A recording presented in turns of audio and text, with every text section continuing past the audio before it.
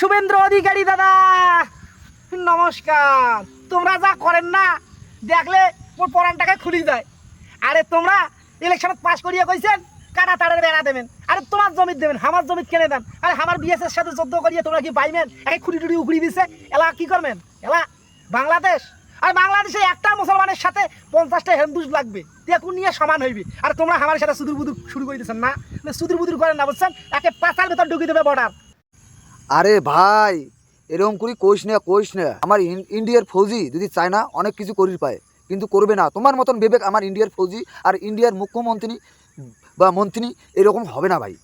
আর তুই কী করলু যে তোর পাতলে 10টা হিন্দু লোক আসবে, কিন্তু তোর বাংলাদেশত মনে আছে যে আমার একটা হিন্দু লোক কেন করি গাছের উপর বান দিয়ে শোভা দিয়ে মারছেন?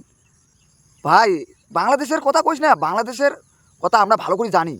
তোমরাতে বাংলাদেশের মুসলিমদের কোন পথের লোক, কোন ধরনের লোক, ওগুলা আমার হারে হারে চিনে আছে ভাই, ওগুলো কথা কইস না।